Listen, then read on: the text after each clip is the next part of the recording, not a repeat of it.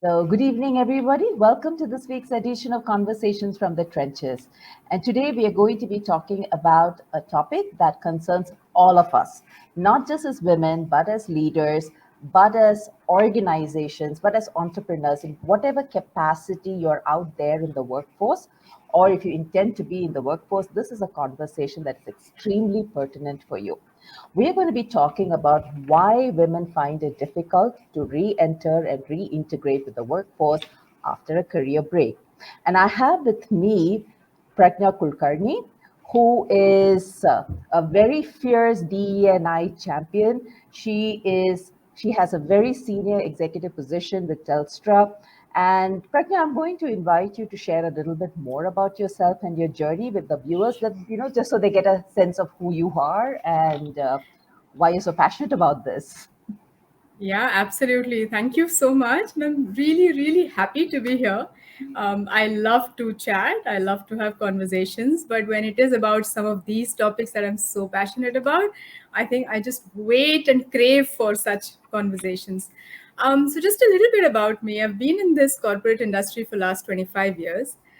Don't try to judge my age. I started really, really early. I have had a privilege of being in transformations, change managements, roles that are close to developing capability at a global level, at regional, at an India level. And I'm really, really passionate about learning, talent management. How do we build capability? Yeah. Have been very fortunate to work with some big organizations and work with wonderful leaders, diverse leaders. So it's been a great journey. I'm currently at Telstra.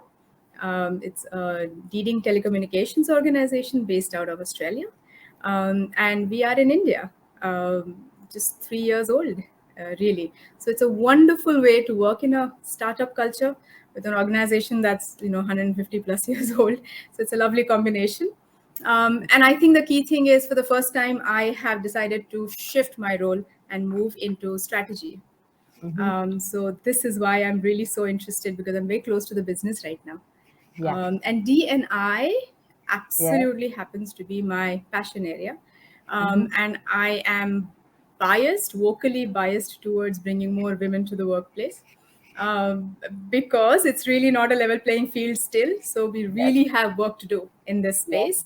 I Yes. understand inclusion is kind of the wider umbrella under which we should be talking about things, but Yes. we have to give focus to gender diversity, and we have to do more, a lot of concerted effort around here to bring more women into the career.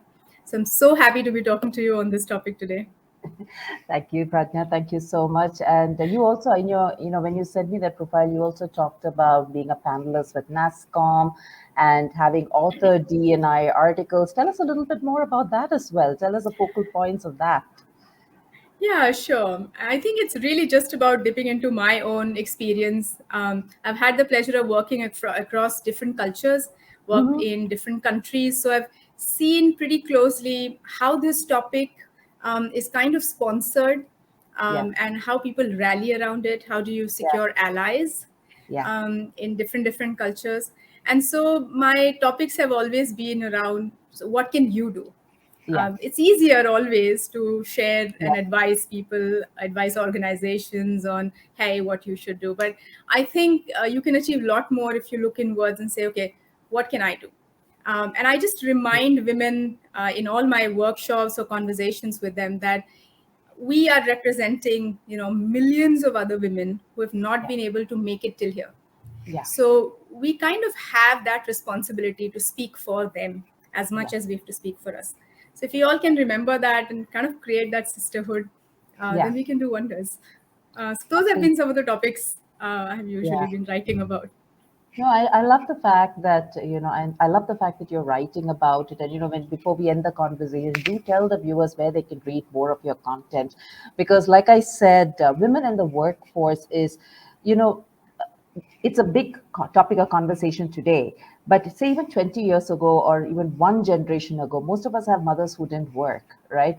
And women in the workforce is not it's not something that has been passed on to us through generations. So there is a lot of wisdom that we don't have. It's not just role models. We don't have wisdom also on navigating pathways, in breaking stereotypes, even understanding how does our conditioning limit us, right? So it's so important for us to be consuming content on how do we navigate our way there. Even if you're not working, you may have children, you may have daughters, you may have nieces, you may have women you're influencing at some level, and you will be a wiser voice of voice that makes a difference in their lives.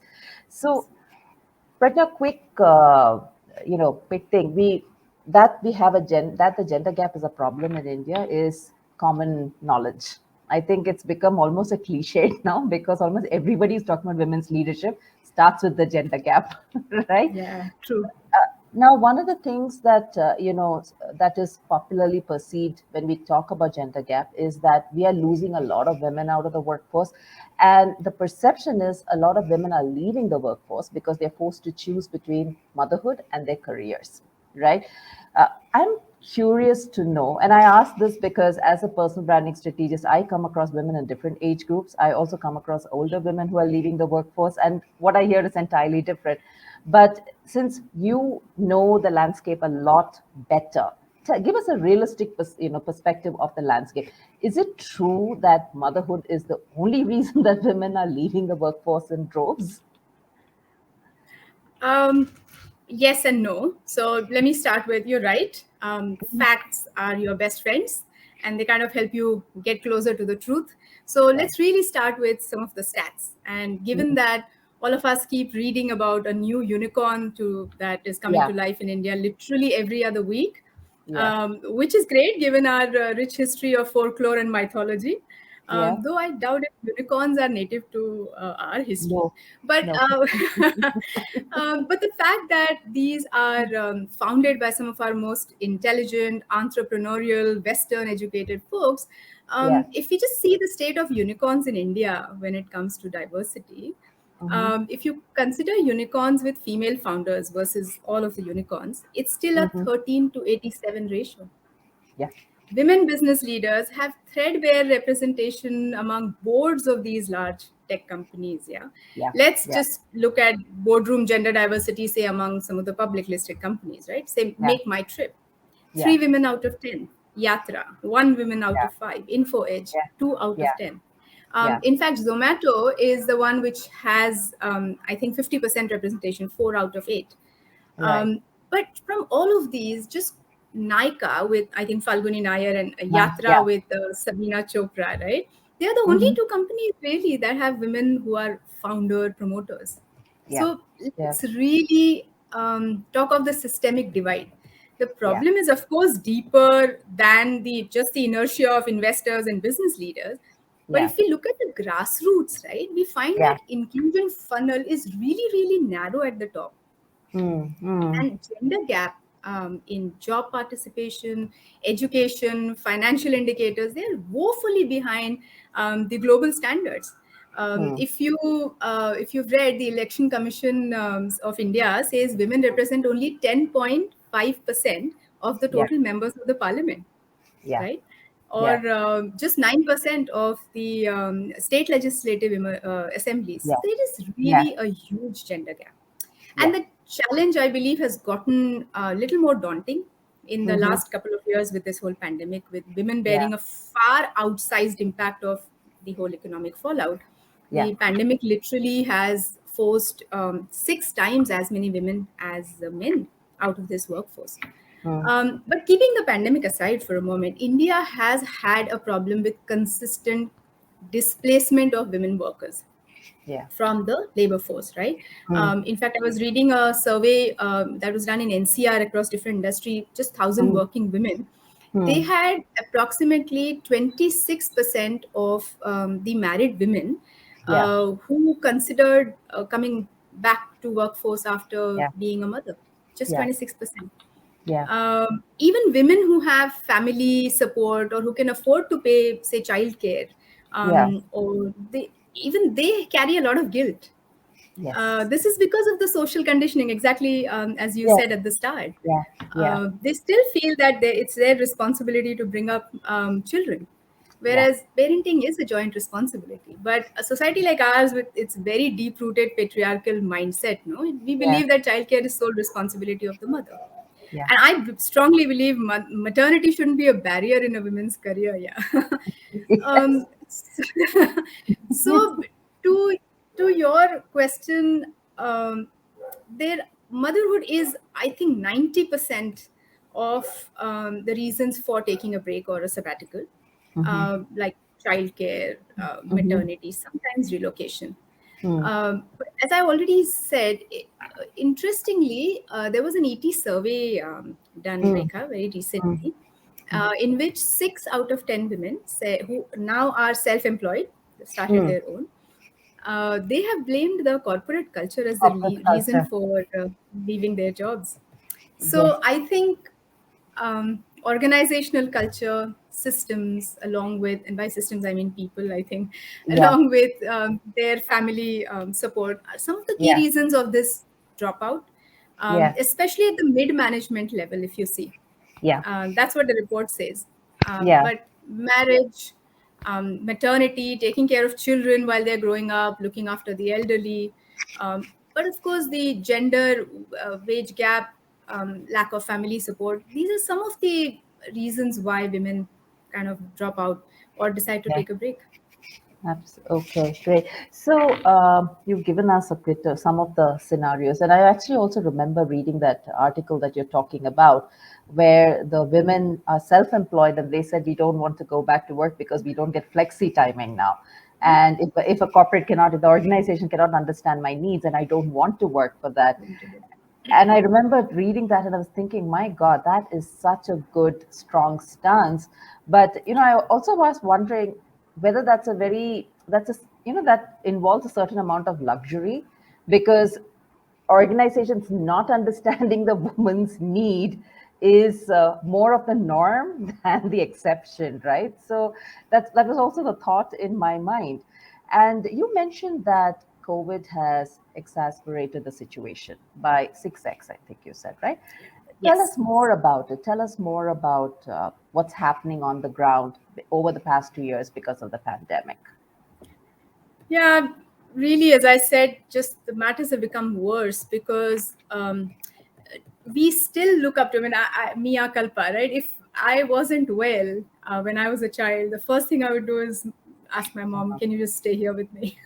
Yeah, And yeah, I see the same happening with my girls. They're fairly grown up now.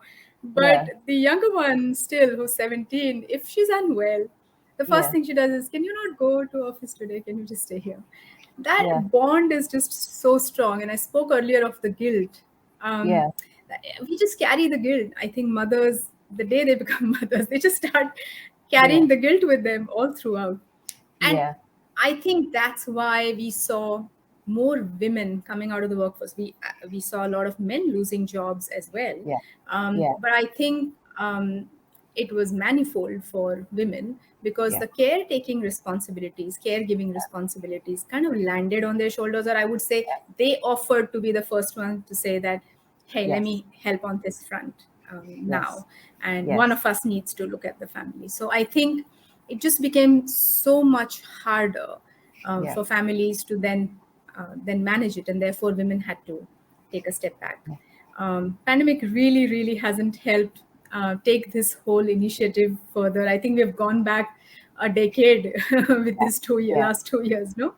Yeah, I think so too. So I was very intrigued when a female director at one of the biggest tech companies in the world mentioned that they were looking at a phased out come back to office plan, and the most vocal segments of their workforce were the women who said, please bring us back to office because we don't want to stay at home. It's no longer about the children. It's really about larger families and taking on the emotional burden as well as the physical burden of taking care of all of them, and which is exhausting us. And and now we have people who are coming back into the workforce, and they're now like not having the flexibility is a challenge. So it's almost as if work from home and flexibility are contradictory, if you get what I mean. I Right. agree. I Mm-hmm. agree. And I think that's a separate topic Topic altogether right on, together. Yeah. isn't it? It is. There are benefits of Yes. work from home, but it Mm-hmm. just doesn't end. The day Mm-hmm. just doesn't end. Mm-hmm. And therefore, there are advantages if you have two different lives. You go to office, you work, you finish it, you come Yeah. back home, and you started in different Yeah. environment altogether. Yeah. But you said organizations are trying to bring women back. You said women Yeah. want to come back, Yeah. but it's not been easy, No. really, No. for women to go back after a Yeah. break. Yeah. Um, Why is that? Because, I was also, I mean, I was reading a couple of studies, and I think I shared one with you, which was by the Genpact Center for Leadership, where they talked about 50% of the women were leaving the workforce, and out of which a very significant percentage don't come back. And even the percentage that comes back, like a huge fraction of that leaves within 4 months. So it's not just a question of re-entering, it's really a question of reintegrating back into the workforce, yeah, right? and And there's a sustain. difference. I think there's a difference between re-enter versus reintegration, which we are completely missing out in popular conversations, right? So why do you think it's so difficult for women to re-enter and then reintegrate and stay on beyond, you know, the True, drop out mark? true. No, that's a very pertinent question. And while unfortunately I have not had a personal experience of taking a break, Mm-hmm, I have led programs that, from an organization perspective, that helps women come back mm-hmm, to continue their career. And this is based on some of their experiences that they yeah. have shared and what I have observed. I Mm-hmm, would kind of put this into three key categories. mm-hmm, The typical women's psyche, that's mm-hmm, one. The mm-hmm, organization culture, and some mm. of the societal norms or dogmas that prevail. Yeah, So let's talk yeah, about the inner demons first. Yeah. yeah, And yeah, again, this one I say from my own experience. Yeah. There's a superwoman syndrome. I don't know if you agree to that, yeah, yeah, but pregnancy, childbirth, these are very mentally, physically exhausting, right? A woman yes, goes through a lot during and after a childbirth. yeah, Postpartum depression is real, it's medically proven challenge. of course, yeah, And the journey to motherhood just starts at the birth, but the first few months, few years, the child still needs the yeah, mother. That's the go to. yeah, It's kind of the baby's umbilical cord yeah, to the external world. So in the right, initial months, it is very, very taxing for the new yeah, mother to kind of balance both. mm-hmm, mm-hmm, How, however, most women feel that they have the superpowers, and I can yeah, do it yeah, without battling an eyelid. yeah, And that's why I think it becomes further difficult as we have this inner expectation. mm-hmm, I have to be a perfect mother. yeah, I have to be a perfect professional. I really have to be good at my work. So it's that yeah, superwoman syndrome. yeah, The other one is the guilt. yeah, And I can tell you from my personal experience as well. yeah, The first day I went back to work after my maternity break, I yeah, almost felt a sense of betrayal towards my maternal duties. I found it yeah, so tough to yeah, focus. yeah, And while I think time does help here a little yeah, bit, the role yeah, played by the spouse, some of the yes, extended family members, they yes, become very critical during this phase. yeah, And they're best placed to kind of also reassure you that, hey, your baby is well taken care of. yes, Don't worry, in your absence, we are here. And your absolutely, decision to return to the workplace is in the long term interest of the baby. Um, yes, I'm really, in spite of this, I'm yet to come across a single woman who doesn't feel massive pangs of guilt in the first few days of returning to work. yeah, Not all of us can be like that New Zealand Prime Minister, no, Jacinda Ardern, who took her yeah, newborn go to to the the father. father, yes, Um, absolutely, but of yeah, course, many organizations now have creche facilities, daycare facilities, so it's become much mm, better now. What I'm mm, speaking of is probably 2 decades ago when I delivered my first baby. yeah, yeah, um, Even career derailment, yeah, most women know that mm, organizations give them slightly lesser responsibilities once they are back yeah, from maternity break. they're Yeah. not really treated the same. And I'll tell you why. uh, Yeah. Workplaces have a very demanding culture, right? Yeah. They have targets. they Yeah. have they have to do their jobs swiftly and promptly. Yeah. And then at such times it feels almost scary, Yeah. to go back to that workplace and match Yeah. the pace that is Yeah. expected of you, because you've missed out on so many things when you were away. Yeah. And the last thing I feel from individual women perspective, Yeah. Mm. we suck at asking for support. It's, Yes, I I think, agree. I part of the agree. superwoman syndrome. Yeah. Yeah. um, Yeah. but most Yeah. women don't ask for support.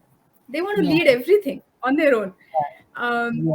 And somehow they have this superiority complex that I can do a job much better of taking care of my kid than maybe my spouse or something. Anybody else. Yes, absolutely. Uh, Pragnya, my background before I got into doing my personal branding was in the manufacturing segment. It was in engineering, which was an extremely male-centered and male-dominated mm, space. So it was so interesting for us that the landscape actually made very minimal concessions for women in the first place. And for women to be mothers was like, it was almost like a crime, literally a crime, So people, young girls would be asked this question while they were being interviewed, saying, "Are you planning to get married?" And the thought process immediately was, "You will get married, you will have children, so in 2 years you're gone. Why do we need to hire you?" Right? correct. And something I noticed was, and I don't think things have changed very much. One of the things I've noticed about the landscape is it's not a uniform landscape. There are some spaces where the DEI programs and agenda is much stronger, more clarified, and more effective. And in some Yeah. places, it's non existent, right? No, you are absolutely right. And you're right, manufacturing sector, automotive sector, maybe some of these were slightly Yes, harsher for women very. than some of the other industries. If Yeah, we speak about the external ecosystem, which is evolving now, yeah, or maybe I have seen that those organizations where they have a good policy, good yeah, culture. I think one of the things that helps women mm, return to work and make it slightly easy mm, is the immediate manager. There are really two ways in which a manager views this whole maternity break. yeah, Either they look at it as a brief interlude yeah, in a women's long-term career, or mm, they see this as a major disruption, like you yeah, mentioned, and they start thinking, "Oh, this is unemployable for me. I need to yes, start looking for yes, someone else." Um, yes, and that thinking can have a very adverse return to work experience for women. No? And absolutely. I connect, I empathize a little bit with some of those managers because they have cost pressures, they have timeline pressures. And Yeah, so for a woman coming back from maternity, for them, it's not an ideal fit. yeah, So the line manager, the organization needs to invest in the line manager's yeah, mindset, yeah, make them mature enough to understand how to ease a returning mother back yeah, into the team. And that's done absolutely. because of the organizational culture, and this Right. comes from top down. Yeah, If the leadership at the top is talking about culture of flexibility, yeah, it's talking about valuing results achieved over yeah, time spent at work. yeah. This whole concept of work from anywhere, thanks to pandemic, that was the biggest disruption. Isn't Absolutely. it? Absolutely. That was the one thing I loved because, for me, 15, 20 years in my career, the only thing, every time we said we want to increase the count of women, the representation, even at the grassroots, the one thing that was told to us is women don't belong on the shop floor. They're not meant to be handling machine. The Factories Act says women cannot be on the factory beyond 6 o'clock and 8 o'clock. So we had so many arguments to not allow women in. And then the pandemic happened, and everybody was having the same challenges. All aboard, right? The new thinking. all, all aboard, absolutely. And which is why I was I was actually quite saddened to hear that we women were still bearing the brunt of it, and women were still leaving because the leveler was also not really working, was it? That's true. No, absolutely. I think besides the organization evolving themselves and kind of supporting this mindset, the societal norms also play a big role. No, our conditioning, our Yeah, mindsets. We've always given men priority as bread earners, yeah, right? yeah, And so yeah, women still are considered as secondary earners. And Absolutely. Yeah. more so, you will see this in the rural segment, Yeah. where if there's stability in family income, Yeah. the women tend to get out from the workforce and start looking at Yeah. household activities. Absolutely. It's so interesting you say this because last week I had a speaker who runs a cab service for women, which is, Uh-huh. which has women cab drivers and they focus on women and children. And she Right. said she goes to women from the lower economic, socioeconomic segment. And she said when I went there and had, started training them, literally I had to put them through leadership training. She said the biggest problem I had was with their families because suddenly from working, in houses, in apartments and earning 10,000 or 12,000, the incomes went up to 60,000, which Correct. upset the family notions of what a woman should earn and where should Yeah. she be at and stuff like that, right? So that's a very interesting and I think it's a very pertinent point because I think in a lot of urban spaces it's very cleverly concealed, but it tends to rise at times as well, right? No, absolutely. I mean, it's to a lesser extent, but you see this in urban Yes. setting as well, Yeah. very much so. Yeah. There's also the angle of workplace harassment. I mean, I'm not Yeah. touching upon it to a great extent because, Yeah. again, the organizations I have worked with, I haven't seen that as much, so I can't speak to it very strongly. But I've Yeah. heard of stories that acts as a deterrent for women to continue working because there are not enough women, and then you don't feel respected, you don't feel that you belong to that place, and then there Yeah. are no role models, there are barely any sponsors. Yeah. It then becomes tough to continue working. You know, So there's a having lot to come be done. having come from that background, I'll also tell you that even if you're a role model and even if you're a sponsor, it's not easy being the role model. The role model Oh, no. herself gets a lot of backlash for, True. being a feminist or being Yeah. an activist and stuff like that. So it's Yeah. it's it's like a very difficult place to be in. But again, that's a whole different conversation actually to have, Absolutely. the True. microaggressions at the workspace. But tell Absolutely. me, do you think there's a correlation between the length of a break that a woman is on and her ability to reintegrate once she comes back? And the reason I ask this is because there are a number of platforms like Jobs for Her and other Yeah. spaces Yeah. where they're trying to groom women to come back to work. And I notice Yeah. often that their programs are for women who've been on a break from 12 months to five Mm. years. And when Yeah. I saw that, I was wondering, does something happen if you're on a break for more than 5 years? Or are you better equipped to come back if you're under 12 months, if your break has been under 12 months? So, what's a correlation between the break and the ability to reintegrate? Yeah. I mean, I can understand where you're coming from. Though I must say I have glittering examples in my professional circles where I've seen women coming back to work with a break as small as 6 months for their maternity or Hmm. deal with personal health issues to 10 years. I Yeah, have worked with women who have been on a break 10 long years and then they have come yeah, back. yeah, To it's I think it sometimes gives them a good break to just reimagine their opportunities, their hmm, careers, gives hmm, them slightly better appreciation for the corporate careers hmm, and the opportunities. I think I hmm. would like to hark back on my earlier point of guilt that women feel when they Yeah, take a break. yeah, It weighs on their yeah, mind, yeah, and they feel a sense of obligation towards the organization for that re-entry.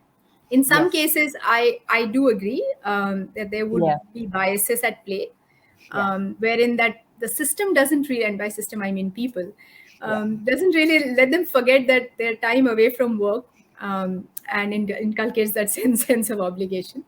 yeah, Um, but most organizations, hmm, they have processes in place that they have ensured. I've been part of the team that has put together such programs as well, hmm, hmm. to ensure that these biases kind of get tracked, they get Yeah, remediated there. yeah, yeah, And the performance reviews also, right? hmm, Positive discrimination or by neutralizing those biases.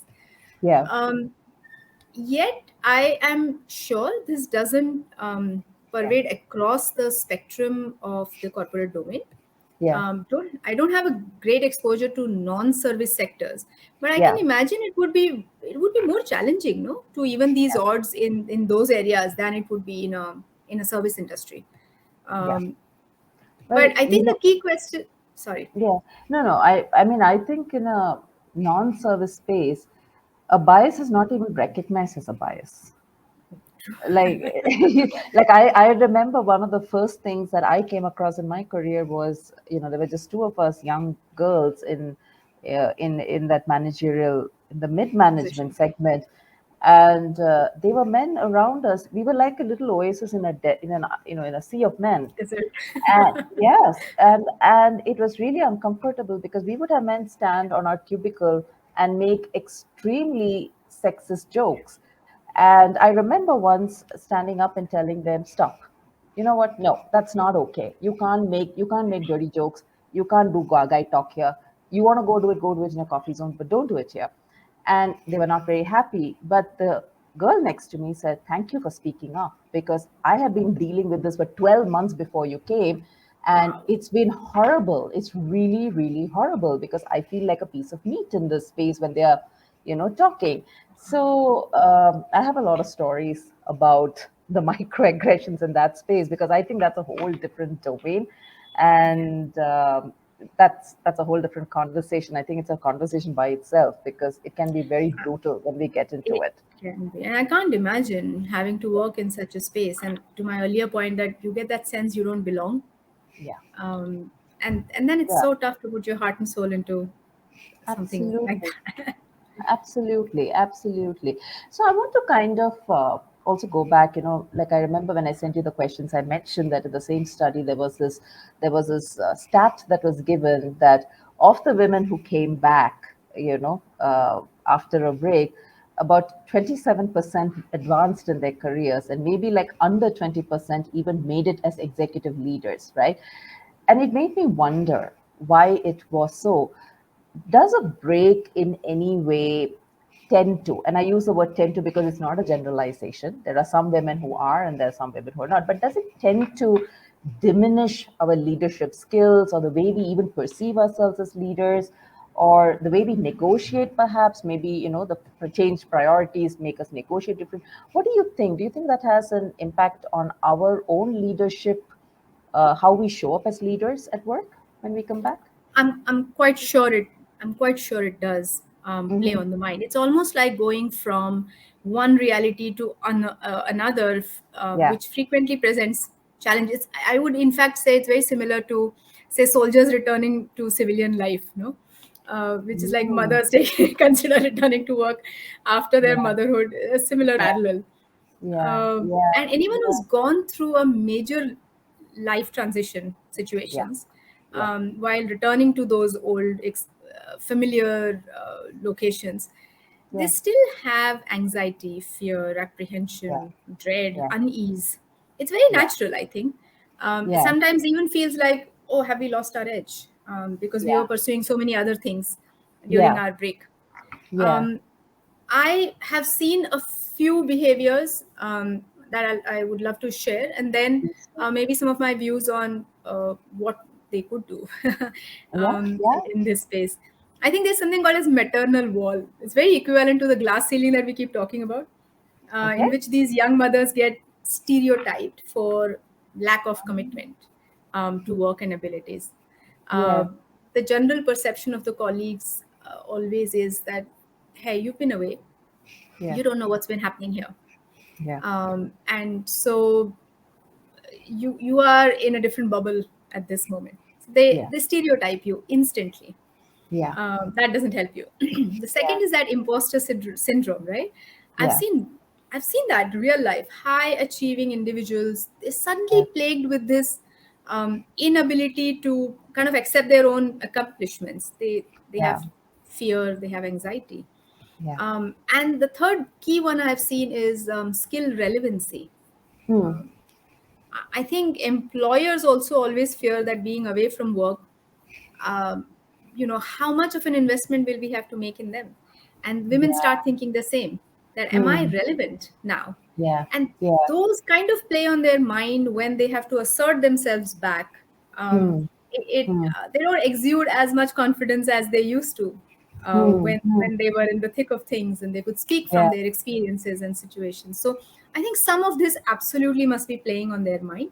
Hmm. um, and therefore, if you have taken a break, Hmm. I hope it's been a calculated Yeah. risk or a planned decision, Yeah. and in which case you can do a lot to ensure that you have a smooth transition back, Hmm. and you're not just lost away in some jungle for those 6 8 months or Yeah. 2 years, three Yeah. years. Yeah. Yeah. Yeah.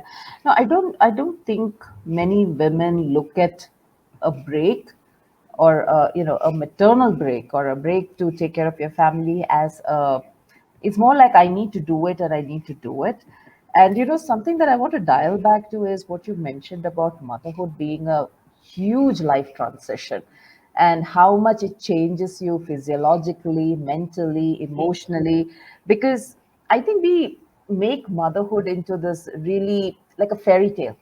It's like, oh, you're glowing, it's fantastic, and Oh all yeah. of it, right? But not many people talk about the other side of it, which means you can get sugar, you can get health complications, your physiology changes, your hormones change, your emotional and your mental health has changes, and that's a lot. Even just postpartum depression by itself is a big deal. Now imagine if you're managing diabetes and God knows whatever else Correct. along with it, right? And you So, didn't ask for all this, yeah? It came about along with the baby. You right, only asked for a lovely, you know, positive, something that's going to change your life and make it better. That's what you asked for, for. But you got all these absolutely. things free of cost. Yeah, and I don't think many women are prepared for it to start off with, like because I do remember me, like I've never ever had to confront this, but I've observed a lot of young women who have suddenly, developed backaches and, phantom problems, and they are very apologetic about it. It was just minor tweaks in the infrastructure and asking for that help, which would support them, but they were just by no means prepared for that conversation. So I think even when you prepare for a break, you have to actually prepare for motherhood first and know what it You are entails. so right. You are so right. I follow this stand-up comedian Ali Wong, Okay. and she's got a couple of episodes, especially on this returning mother. I just love how she picks up Hmm. real life situations that women go through, and of course she's a Hmm. stand-up, so she puts it in a very comic way. But it Yeah. hits you. It hits the Right. nerve really well, and you then Right. realize Yeah. that it's not just a 6 months break, No. it's a whole transformation, and therefore I link it to a parallel that a soldier coming back from a combat. It Absolutely. really is a tough experience to go through. Yeah, I agree 200% with you. I think it's like one of the most underestimated, underspoken about, underrepresented life changes. And this is not a conversation against motherhood. It's just saying we often don't have the full information, and We therefore don't. we are not always fully prepared. And Sure. there's this whole concept that, oh yes, I'm going to be off for 6 months and then I'm going to come back to work. It's like I had a baby and everything's going to be okay. No, your whole life changes, right? But you did mention that a break, particularly to have a baby, could be a planned break. How can women go about doing that? Like, tell us more about that. Yeah, no, I really feel in today's time, Yeah, organizations have are very, very supportive. They understand the importance of a diverse workforce, and therefore, almost all the organizations I've worked with have a return to work program, yeah, career yeah, comeback, yeah, second innings, different yeah, campaigns yeah, that they do. yeah, And so, if this could be something that one could kind of plan it a little bit, yeah, um, it could be a very smooth transition back yeah, yeah, after whatever duration that you're planning for. right. I would say a few things. Firstly, have a conversation.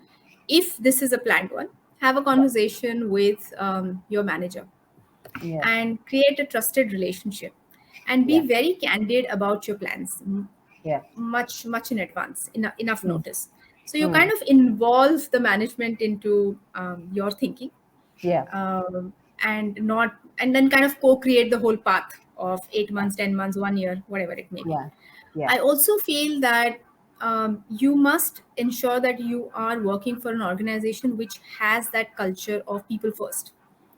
And Yeah. there really are wonderful organizations. They have employee Yeah. friendly policies, very strong people culture. They Yeah. support your need. Yeah. And if you've been with such an organization for 2 3 years at least, then you can sit down and talk about your break, your sabbatical, and whatever may be the reason why you need to take a break.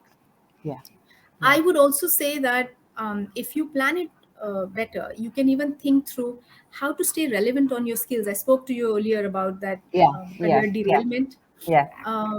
Even if you're on a break, Yeah. uh, I assume nothing would stop you in just staying in touch with your team and your manager once in a while. Yeah. Maybe join one of their meetings, monthly meetings virtually. Yeah. Let people be part of your journey, even if it's outside the corporate, to say, hey, I'm on a break because this, and let Yeah. them know why you're on a break. Yeah. People are empathetic. So you can Absolutely. still keep your connections alive. Yeah. They may still feel like, oh yeah, she's there, she's just away, she's on a break. Yeah. And most importantly, I think you need to have a solid support structure. In Yeah. fact, Rekha, when I had my second baby, I had almost spent 50% of my salary on three house helps just Hmm. for my kid. Hmm. And I was willing to even go 100% if required. I was like, it Yeah. doesn't matter. I Yeah. need to go back to work and I want Yeah. to ensure that my baby is taken care of. Yeah. So I will do this. I will Yeah. spend as much money required. I had three different shifts in which my house help was coming in and Yeah. ensuring that she was there Yeah. while I was away. Yeah. So ensure you create a support structure for you which is solid, that you can bank on. Yeah. And that takes care of some of your guilt as well, no? While you are Yeah. away. Some of these Yeah. things can be thought through, I believe. Yeah. What I'm also getting from what you've shared, is that it's also really important to take cognizance of what is important for you, right? It's not just about it's not just about, yes, you're going to have a baby and that's fantastic, but you're being a mother is only one aspect of who you are as a human being, and there's going to be so many things that make you fulfilled, and it's very important to not, there's either motherhood or work. It should be motherhood and work, not And or. why That's must you have to choose one over I the other? yeah, and I think a lot of times the choices, we think we have to make those choices in our heads, and I think that's, for me, from what you say, I think that's something that's coming up very strongly for me. Yeah, and while you were speaking, it just struck me. One of the things I've also noticed, and I am equally guilty of it 2 decades ago when I was thinking of being on a maternity break. I thought it'll come in the way of me being able to achieve, become successful, get senior Yeah, at some point in time. yeah, yeah, We don't have to have an ideal career that in yeah, X years you got to move here, in then Y years you got to move here. yeah, For yeah, some people, the journey may start slightly late, but you have the whole life ahead of you and you can absolutely. continue working. It doesn't matter if you become a VP or a head of something at the age of 50, Yeah, 55, yeah, 60. It's all right. Women can start off slightly later and then continue. absolutely. That is also plays on our mind sometimes, and we feel like, oh, we everybody else who haven't had babies or haven't had to take break, they're just so far ahead and I'm here. That's okay. You have your own journey that's mapped out and you Yeah. are the architect of that. You got to decide how and when you want to do what. Yeah, absolutely. I love the fact that you talk about the non-linearity of our growth and our Career. success, because it's really for us to define, uh, how, what success means to us and what growth means to us and where we want to be at each moment in our life, right? Yeah. So I really love the fact that you bring out the non-linearity. I want to loop back, Pragna, to something that you mentioned, which was about make sure that the organization you work for is a people first organization, right? And Yeah. tell us a little bit more, because I think something we explored a little bit earlier in the conversation was the landscape is uneven. There are some sectors where it's so, it's really about productivity, it's machine shop, that sort of a mindset. In certain spaces it is really about people. So how does, what are organizations, what is a people first or a people friendly or a Yeah. an organization with robust policies, what does that look like? How does one Yeah, for and someone on the it'll be outside. Yeah, I think it'll be slightly easier to find those now after the pandemic. As I said, most organizations are looking for flexible policies, Yeah, allowing you to work from different locations, because the pandemic has told us that, hey, you can still work from home, or for yeah, that matter, from Timbuktu for all you care. right. Looking for the values of the organization, uh, looking for people leaders in that organization who want to focus on the outcome of your delivery than checking up on you on, are you connected at this time, and are you away, or are you away most Yeah, of the time. yeah, Micromanagement of sorts. yeah, Uh, those are things to look for. Do they have a sabbatical policy? yeah, Do they yeah, allow you parental leaves, not just maternity, but yeah, parental? yeah, Some of the organizations I've worked with, they allow you up to one entire year of parental yeah, leave. So even yeah, men can take leave. yeah. And imagine if your husband is from that organization, then he can Absolutely. join you Right. in your parenting efforts, right? Yeah, And paid, unpaid, whatever it may be. So looking yeah, at the leave policies that they yeah, have, and yeah. how often do the leaders actually speak about their DE&I agenda, diversity, equity, and Mm-hmm. inclusion agenda? Hmm. Kind of could be quick ways to assess that, is this the organization that's right for me? Right. Is this people friendly, and these policies Yeah, kind of going to work for what I yeah, am planning for? Those could yeah. be a few I can think of. Yeah. So another question that I have is, we talked about the systemic bias, which is the people bias, right?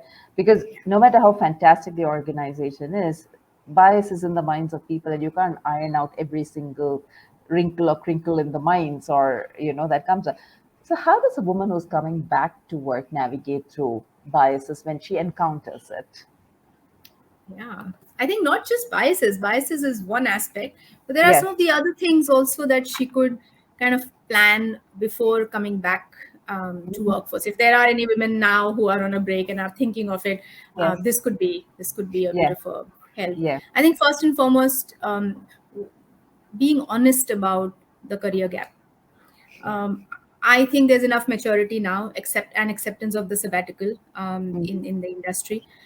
It's Hmm. not frowned upon. In fact, Yeah. as I mentioned earlier, there are many organizations that have a wonderful return to work opportunity. So Yes. share precisely why you decided to take a break, Hmm. and if you view that as a business problem that you were trying Hmm. to solve, it Hmm. kind of reflects your decision making ability, something Yeah. that an organization looks for.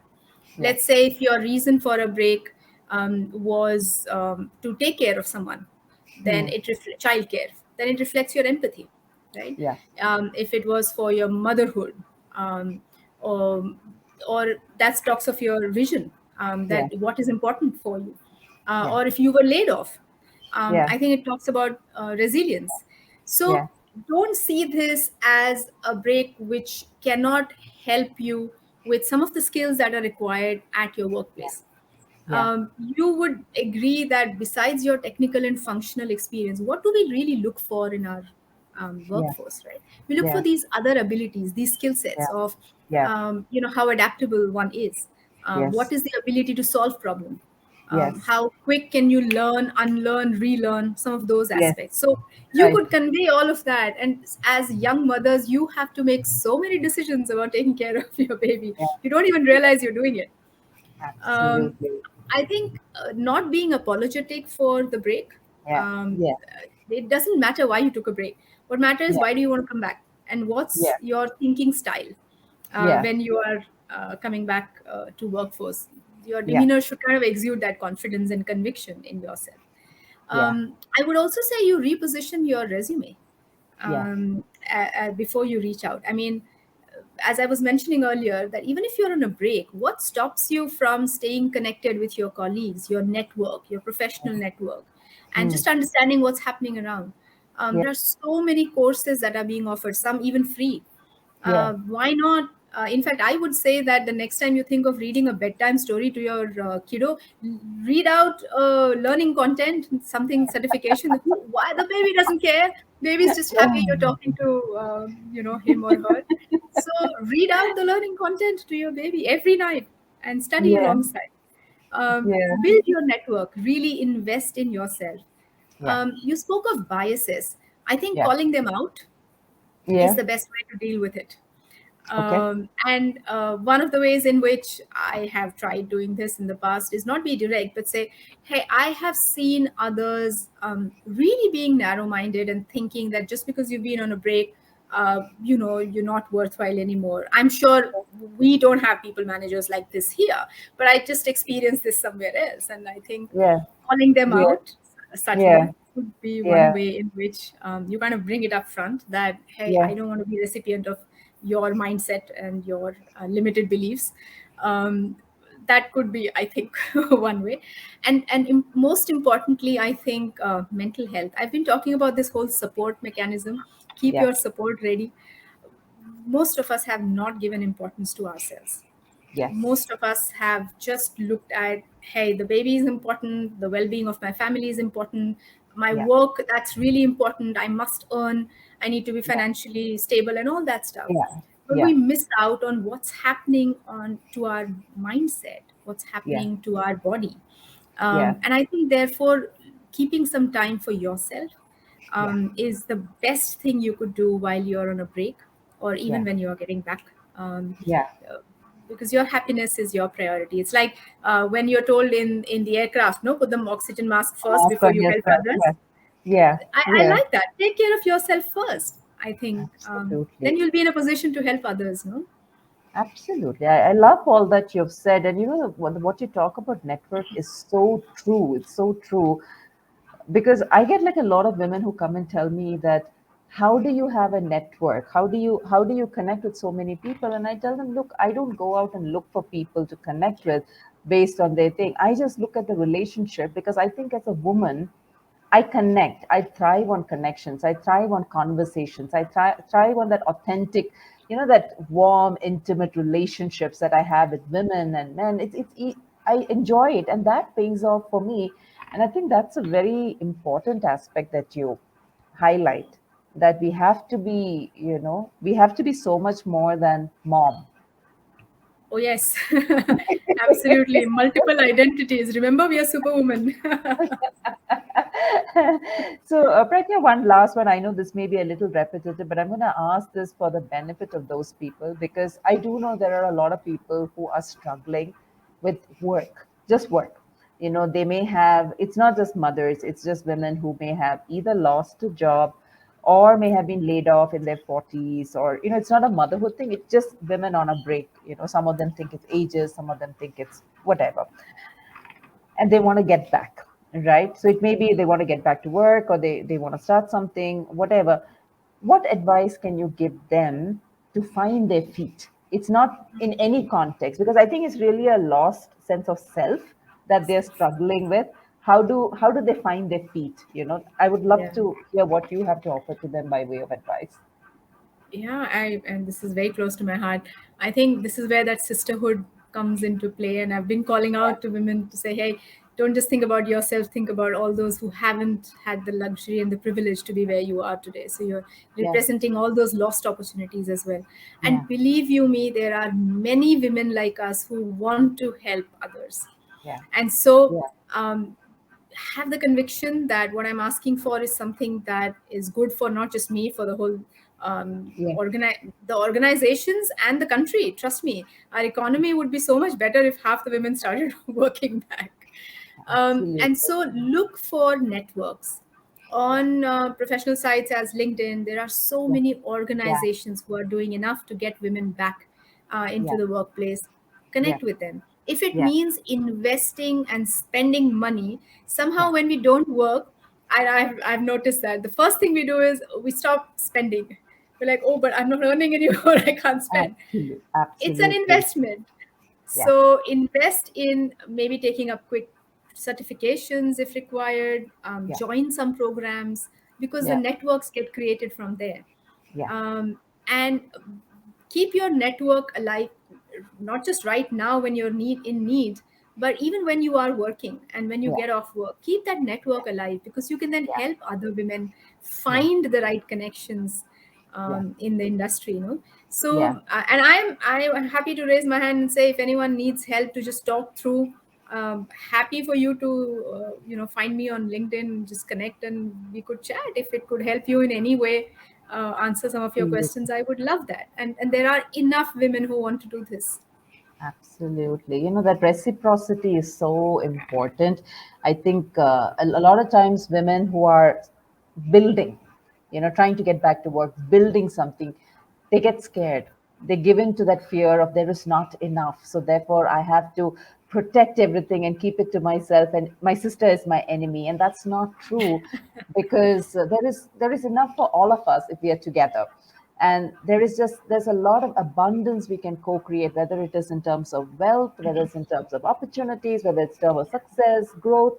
you know it's just a matter of changing your mindset and saying, how do I help you, but not losing your boundaries in the process, I think, because it's also very important to stand up for who you are in a very compassionate way, I think, right? No, absolutely, you said it right. It used to be a fight for that single chair, and therefore you Yeah, could see some of the behaviors not really aligned to who we are yeah, as yeah, women. But now this is enough and more space, and let's make more space. And as absolutely. Lily Singh said, no, get your own chair at the table. Yeah. Um, don't Bring wait. your own table, she said. Get your own table. Yeah, Correct. absolutely. I think that's the most important thing. So I think we've kind of come to the top of the hour, and this has been such a fabulous conversation, Pragya. Thank you so much Same for here. joining me. I can see quite a few people have been listening very avidly, Yeah. and I can see from the likes. I can see Precious, I can see Naresh, I can see Norbu.